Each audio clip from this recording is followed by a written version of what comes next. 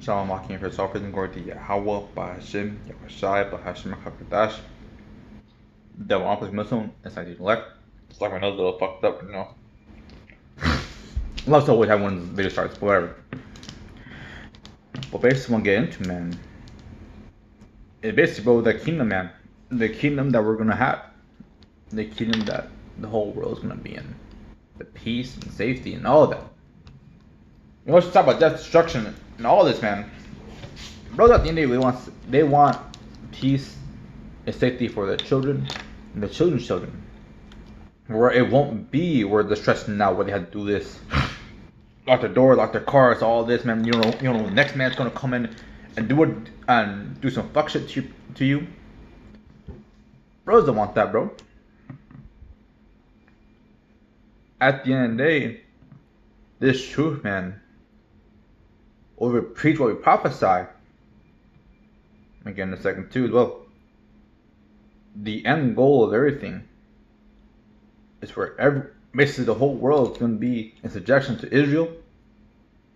I mean, the most peaceful time in the whole universe, basically. So Isaiah 2, verse 1,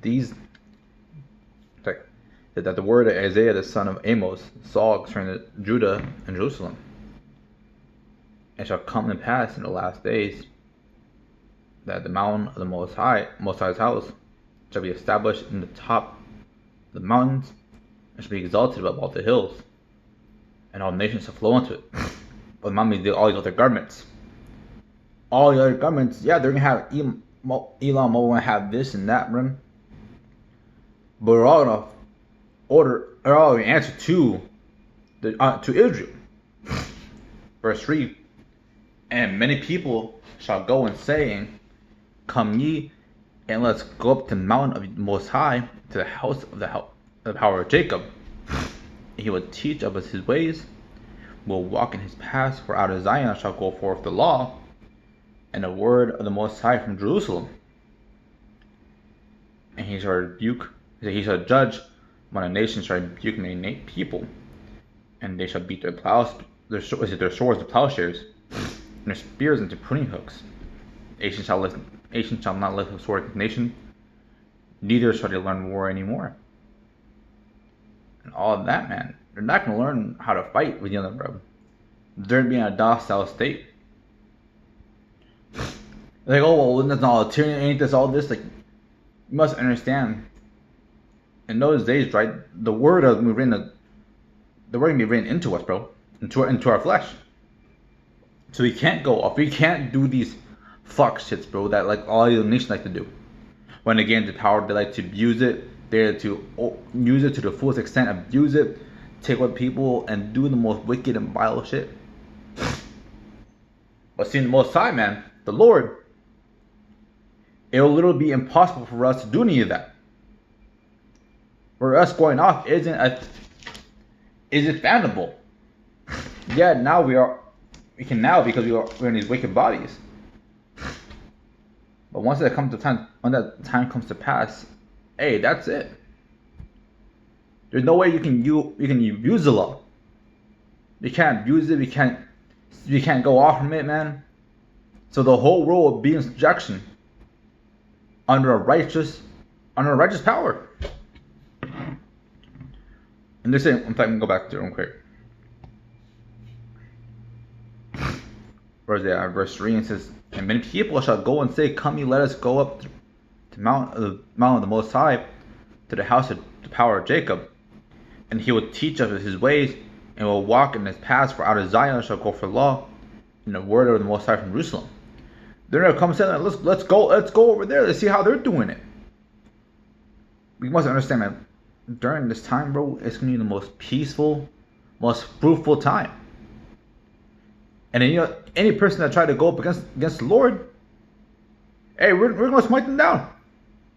Why? Because it's a good reason, and that's a good reason too. Why? Because, hey, they're basically promoting death. So let me get this Wisdom of Solomon real quick, the first chapter.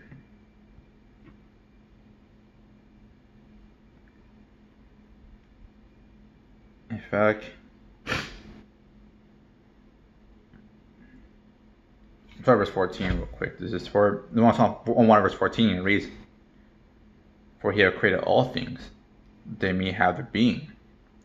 The generations of the world were healthful, and no poison of destruction in them, nor the kingdom of death upon the earth.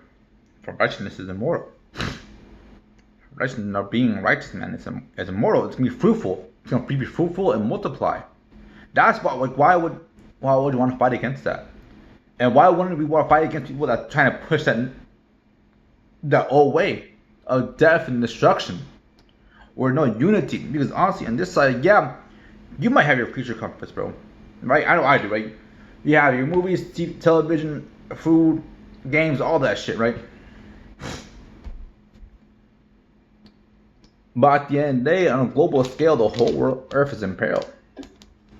People are dying day in and day out. Little children are in the hospital right now, suffering from cancer and disease and all this other bullshit. Jays out there homeless, strung out, people losing their jobs. People losing their job, people are getting accused of things, even falsely accused, where they lost their career or status. Might be happening to you, but it's happening out there in the world on a mass, multiple scale. And you can say, "Oh, that's how this life is, man." Why don't you want to change it? Why do you want to change to where the whole world can be in good health, where plants and trees are not dying constantly, day in and day out, where we will have fishes, you will have the earth in the most bountiful and beautiful state, instead of constantly decaying over and over. You want all these data centers to be up there draining all the water, where now a bottle of water like $3 or $4? No, you don't. No, you don't want that. So what you gotta do? Hey, this righteousness, bro. Follow righteousness, man. That's what the plan is, bro. The plan is basically at the end of the day, where everything we have, man, is in subjection, and rightful subjection, and not this whole wicked, "I'm the king, I can do whatever the fuck I want." No, whereas I'm the king, I have to follow these laws, the statutes, the commandments, make sure the whole world's in order, make sure everyone is doing their part. The whole earth can be beautiful. And instead of trying to spend millions of dollars just to try to preserve it from a greedy ass oil businessman because they found oil under there.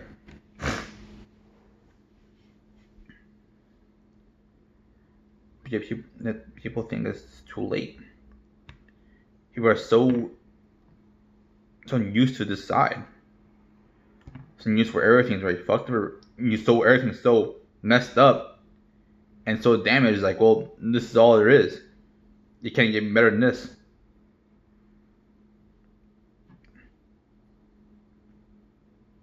Try to find something real quick. Yeah, there, find out. Believe, yeah.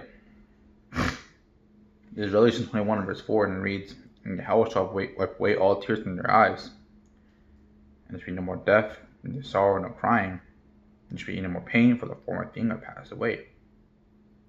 This way of living, bro, is passed away. Be nothing but a bad dream. Your bones aching, man. Your body hurting, bro. You need help even to see, doing this, doing that. All that's gone. At least the Israelites, bro. The Israelites will live in good health constantly. Let me get this last one real quick, man. Yeah, this is Isaiah 35 verse 10. It reads, "And the ransom of the Most High shall return. The ransom of the Most High shall return, and come to Zion with song, and let them joy upon their heads. And they shall obtain joy and gladness, and sorrow and silence shall flee away." The negative emotion, bro, will be nothing but a fever dream. Like, why would I be sad? Why would I ever be sad if I have all this? Because yeah, you might be doing good right now, right? But there's so much shit that's going on in life, you could ponder like, damn, this shit sucks. Like, damn, life sucks. And general life isn't good. This is fighting for, bro. The peaceful, bountiful, great state where everybody, basically, the whole world can also put down their swords and basically live peacefully. Live peacefully.